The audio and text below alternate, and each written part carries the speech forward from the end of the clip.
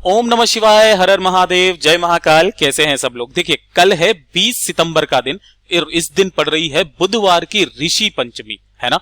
ऋषि पंचमी का चाहे आप ब्रह्मवैवर्त पुराण उठा लीजिए, विष्णु पुराण उठा लीजिए, पद्म पुराण उठा लीजिए, मत्स्य पुराण उठा लीजिए या शिव महापुराण उठा लीजिए, पूज्य गुरुजी ने कई बार इसकी कथाओं में वर्णन किया है कि एक तो गुरु पूर्णिमा और साथ ही साथ जो ऋषि पंचमी का दिन होता है ना, ये बहुत बड़ा दिन होता है। और इस दिन किए गए जो उपाय हैं और इस दिन किया गया जो स्मरण है ऋषियों का, अगर आपके घर में ऋषियों का आशीर्वाद रहता है ना, तो उस घर में कभी भी कोई समस्या जीवन में नहीं आ सकती।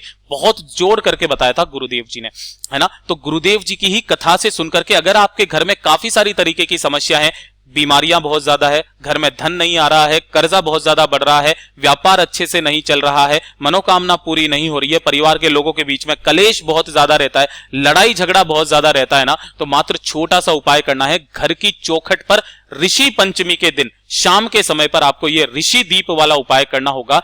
कुछ ही समय में आपको जो इसकी जो पॉजिटिव थिंकिंग है ना, पॉजिटिव जो चीज है वो आपको नजर आने लगेगी, सकारात्मक जो ऊर्जा है आपके घर में आने लगेगी। ठीक है, तो ध्यान से सुनना, समझने की कोशिश करना। पूज्य गुरुजी की कथा से सुनकर समझकर बहुत अच्छे से बताऊंगा, परंतु उससे पहले आप सबसे एक छोटी सी गुजारिश करूंगा कि जो लोग पहली बार आए हैं ना, चैनल को जरूर सब्सक्राइब कीजिएगा और वीडियो को लाइक करके महादेव जी का कोई सा भी प्यारा नाम कमेंट बॉक्स में लिखना मत भूलिएगा। इस पूरे वीडियो के अंदर हम लोग 3 महा उपायों के बारे में बात करेंगे, जिसमें पहला उपाय आपकी घर की सारी समस्याओं को खत्म करेगा।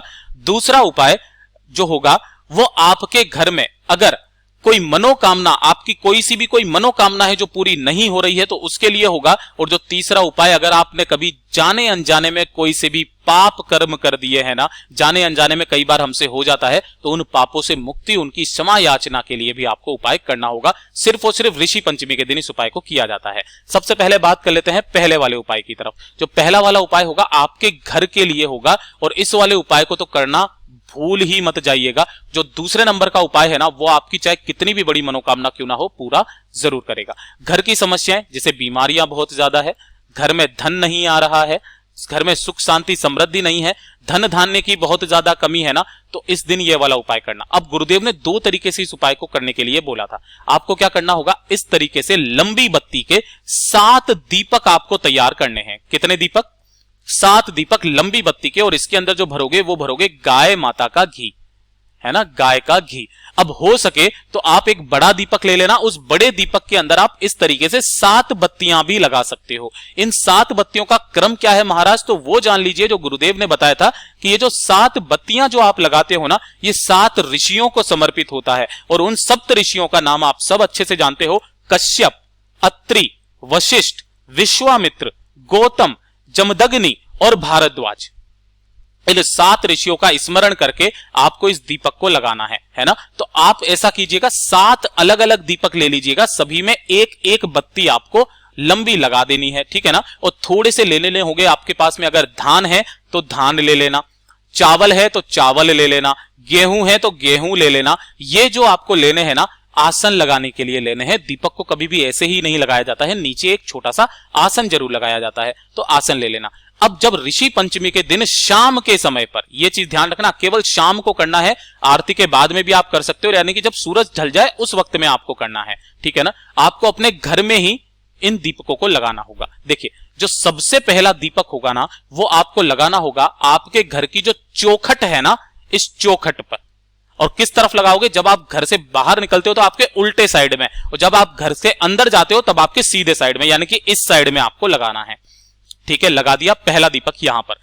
जो 4 दीपक और ले लेना, उन चारों दीपकों को आपको घर के 4 कोनों में अंदर की तरफ लगाने हैं। यह चीज ध्यान रखना, किधर? अंदर की तरफ। जैसे ये तो बाहर की तरफ मैंने आपको बताया यहां लगाना है, नहीं, आपको यहां पर जो भी कमरा, किचन कुछ भी हो ना, इस कोने में आपको एक लगाना है, इस कोने में आपको एक लगाना है, पीछे वाले कोने पर एक लगाना है, उधर वाले कोने पर एक लगाना है। तो ये हो गए 5 दीपक। छठा जो दीपक होगा, आपको अपने घर के मुख्य जो बीच का जो बिंदु होता है ना, बिल्कुल मध्य बिंदु, ये वाला बिंदु घर का, यहां पर आपको 6ठे नंबर का दीपक लगाना है। और जो 7वें नंबर का दीपक है ना, उस 7वें नंबर के दीपक को आपको 7 ऋषियों का स्मरण करके, जो कि कश्यप, अत्रि, वशिष्ठ, विश्वामित्र, गौतम, जमदग्नि और भारद्वाज हैं, है ना, इन 7 ऋषियों का स्मरण करके आपको अपनी घर की छत पर लगा देना है। कुछ ऐसी जगह पर आप लगा देना जहां पर चंद्रमा की रोशनी सीधी सीधी पड़ जाए। इस जगह पर आपको लगा देना है। यकीन मानिए आप एक दिन इस उपाय को ऋषि पंचमी के दिन करके देख लीजिएगा, धीरे धीरे करके आपकी घर की सारी समस्याएं खत्म हो जाएगी, चाहे कलेश, बीमारियां, दुख, दर्द, धन की सारी समस्याएं खत्म होगी। इतना अद्भुत और अचूक उपाय है ये, ठीक है ना, जो कल के दिन ही मात्र किया जाता है, एक ही दिन आपका बचा हुआ है।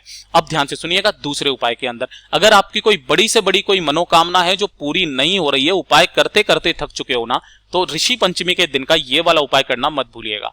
आपको इस तरीके से एक कलश तैयार करना है ना, कलश मतलब कि एक लोटा ले लेना है तांबे का, और इस तांबे के लोटे के गर्दन पर ये होती है ना मोली, आपको ये मोली बांध देनी है यहां पर, ठीक है ना। मोली बांध दी, मोली बांध देने के पश्चात आपको इसके अंदर भरना होगा अपने घर का शुद्ध जल। जल भी भर लिया, जल भरने के पश्चात आपको लेनी होगी थोड़ी सी हल्दी। क्या लेनी है? थोड़ी सी लेनी है हल्दी, है ना। अब जब भी मैं हल्दी का नाम लूँ ना, तो आप इस तरीके से खड़ी हल्दी ले लिया कीजिए, उसे पीस करके काम में लिया कीजिए, ठीक है ना। तो आपको इसी तरीके से पिसी हुई हल्दी, चुटकी भर आपको हल्दी इसके अंदर डाल देनी है, और उसके बाद लेने होंगे आपको अक्षत यानी कि चावल के दाने, बस, ठीक है ना, अक्षत। अब अक्षत कितने लेने हैं? जितने आप ले सको उतने ले लेना, ज्यादा से ज्यादा 10, 15, 20, गुरुदेव ने कोई संख्या फिक्स नहीं बताई, थोड़े से चावल बोल दिया था, तो थोड़े से चावल को आपको अपने दाहिने हाथ में रखना है। इसमें यहां पर ये थोड़े से चावल रखना, और चावल रख करके उत्तर दिशा की तरफ मुंह करके अपनी कामना बोल करके, अपनी जो भी मनोकामना बोली है उस मनोकामना को बोल करके इसी कलश में आपको डाल देना है। यानी कि इस कलश में आपको करना क्या है? सबसे पहले आपको लाल धागा मोली बांधनी है, जल भरना है, हल्दी डालनी है, और दाहिने हाथ में लेकर के अपनी मनोकामना बोल करके उत्तर दिशा की तरफ मुंह करके चावल के दाने भी इसी के अंदर डाल देने हैं, ठीक है। अब देखिए, अगर आपके घर में कहीं पर भी सप्त ऋषियों का फोटो है ना, नहीं है तो अरेंज कर लीजिएगा, रख दीजिएगा, और अगर फोटो भी नहीं है ना, तो केवल मात्र उनका स्मरण करके, सातों सप्त ऋषियों का स्मरण करके उस लोटे को ढक करके आपको अपने घर के मंदिर में रख देना है। रख दिया, ये तो काम करोगे सुबह के समय, है ना। थोड़ा सा लेट हो जाओ तो कोई दिक्कत नहीं है, रख देना, लेकिन थोड़ी सी देर के लिए आपको मंदिर में जरूर रखना है। उसके बाद जब रात होगी, है ना, रात होगी, अगर आप छत पर देखोगे तो इस तरीके से आपको सप्त ऋषियों का दर्शन होगा, है ना। इन्हें देवताओं के तुल्य माना जाता है। इन्हीं सप्त ऋषियों को आपको उसी जल से क्या करना होगा? अर्घ देना है ना। सातों ऋषियों का स्मरण करके आपको उसी लोटे से यहां पर अर्घ देना है। ध्यान रखना, नीचे की तरफ कोई बाल्टी वगैरह लगा देना ताकि उसके छींटे आपके पैरों पर ना पड़े। जब आप इसे अर्घ दे दें, अर्घ देने के पश्चात अपनी कामना बोल करके वापस घर के नीचे चले जाना। जब सुबह आप उठोगे ना, तो सुबह इसी वाले जल को पेड़ पौधों में डाल देना। कितनी भी बड़ी मनोकामना क्यों ना हो, पूरी होगी ही होगी। इतना अद्भुत और अचूक उपाय है ये, ठीक है ना। अब बात कर लेते हैं तीसरे वाले उपाय की तरफ, ठीक। तो देखिए, तीसरा वाला जो उपाय होगा ना, ये किन लोगों को करना है, सबसे पहले तो ध्यान से सुनिएगा। अगर आपसे गलती से, है ना, कोई भी जाने अनजाने में पाप हो जाते हैं, हमें खुद को भी नहीं पता, आप चल रहे हो, नीचे कोई चींटी आ गई या फिर कोई कीड़ा करकट आ गया, वो आपके पैर रखने की वजह से मर गया, ये एक तरीके से आपके पापों में गिना जाता है, ठीक है ना। तो अगर आपसे जाने अनजाने में कोई सा भी पाप हो जाता है ना, तो उसकी क्षमा याचना के लिए, उसके प्रायश्चित के लिए केवल और केवल ऋषि पंचमी का दिन एक ऐसा है जिस दिन आपको ये उपाय करना चाहिए। आपको अपने पापों की क्षमा याचना करने का मौका मिलता है, मिलती भी है, ठीक है ना। तो आपको ये वाला उपाय कल के दिन तो जरूर करना है। इसके लिए आपको क्या चाहिए? एक लकड़ी का टुकड़ा ले लेना, छोटा सा, आयताकार मिल जाए, आयताकार ले लेना, जैसा भी आपको मिल जाए। इसी के साथ थोड़ी सी आपको ले लेना हल्दी, जैसा मैंने आपको पहले भी बताया था कि हल्दी आप इस तरीके से गांठ लेना और पीस लेना, ठीक है। थोड़ी सी चाहिए होगी कुमकुम, है ना, थोड़ी सी कुमकुम लेना। कुमकुम लेने के पश्चात आपको एक लेना होगा जनेऊ, है ना, ये बहुत ज्यादा काम का है। उसके बाद में थोड़ा सा लेना गंगा जल, है ना, 2 से 4 बूंदे। एक दीपक आपको तैयार करना होगा लंबी बत्ती का, लंबी बाती का, गाय के घी का, गाय के घी का। और कुछ चाहिए होंगे आपको फूल। अब आपको फूल भी कौन से चाहिए? केवल और केवल पीले फूल आपको चाहिए होंगे, है ना। और एक कलश ले लेना, ठीक है ना, कलश ले लेना, और कलश के साथ में लेनी होगी थोड़ी सी पीली मिठाई, है ना। भोग लगाने के लिए पीली मिठाई, पीले रंग की कोई भी सी मिठाई आपको ले लेनी है। अब जब आप सुबह सुबह उठोगे तो सबसे पहले आप तो अपने नहाने वाली बाल्टी में आपको थोड़ा सा गंगा जल मिला करके स्नान करना है। स्नान करने के पश्चात जब आप पूजा पाठ के लिए जाएंगे तो सबसे पहले पूजा पाठ कर लीजिए, कोई दिक्कत नहीं है ना। एक स्थान को थोड़ा सा साफ करना, अच्छे से जल से धो करके साफ करना, गंगा जल के छींटे मारना, और उसी जगह पर आपको इस लकड़ी के पाटे को रख देना है। गुरुदेव ने बताया कि अगर हो सके तो आप थोड़ी, जैसे आप लिंग का निर्माण करते हो ना मिट्टी से, है ना, उसी तरीके से आपको यहां पर 7 लिंग का निर्माण करना है। लेकिन अगर आप मिट्टी से निर्माण नहीं कर सकते हो ना, तो आपको करना क्या है, जो आपने हल्दी और कुमकुम लिए है ना, उनसे आपको मात्र बिंदी बना देनी है सप्त ऋषियों का स्मरण करते हुए। जिसमें से आप क्या करोगे कि जो 4 बिंदियां होगी वो बनाओगे आप कुमकुम से, है ना, इस तरीके से 4 बिंदियां जो बनाओगे वो बनाओगे कुमकुम से, और जो 3 बिंदियां बनाओगे वो किससे बनाओगे आप, जो 3 बिंदियां होगी वो बनेगी आपकी हल्दी से। ये होंगे आपके सप्त ऋषियों का स्मरण करोगे, ठीक है ना। यहां बना दी, बना देने के पश्चात आपको क्या करना है, एक जनेऊ लेना है, उसे खोलना है और उस जनेऊ को चारों तरफ इस तरीके से आपको पहना देना है। पहना देने के पश्चात आपने यहां पर इस कोने में एक दीपक जला देना है ना। ध्यान रखना, आपको स्मरण करते रहना है सप्त ऋषियों का, एक दीपक जला करके और उन्हें थोड़ी सी पीली मिठाई का भोग लगा करके और गंगा जल से छींटे मार देने हैं, है ना। क्या मार देने हैं, गंगा जल से छींटे मार देने हैं। उसके पश्चात जो आपने अगर दिया बत्ती, धूप बत्ती अगर आपने कुछ जलाई है तो धूप बत्ती जला करके उनसे आपको अपने जीवन में जितने भी पाप हुए हैं ना जाने अनजाने में, उसकी क्षमा याचना आपको करनी है ना।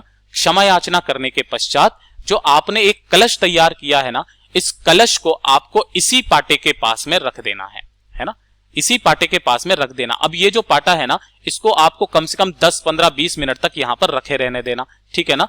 रखे रहने देने के बाद में इस पाटे को उठा करके आपके गार्डन में किसी भी सुरक्षित जगह पर अच्छी तरीके से आप रख देना, ताकि इसको कोई हार्मफुल कुछ भी ना पहुंचे। और ये जो जल है ना, आपको अपने पेड़ पौधों के अंदर डाल देना है। यकीन मानिए आपके जीवन के जितने भी पाप होंगे ना, वो सारे के सारे खत्म होंगे, उनकी क्षमा याचना आपको जरूर मिलेगी। केवल और केवल ऋषि पंचमी के दिन इस उपाय को किया जाता है।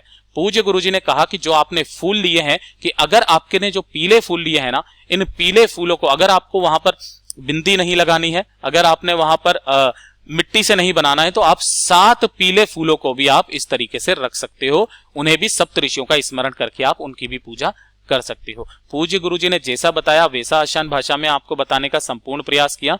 वीडियो पसंद आया हो तो लाइक जरूर करना, साथ ही साथ चैनल को सब्सक्राइब जरूर कीजिएगा।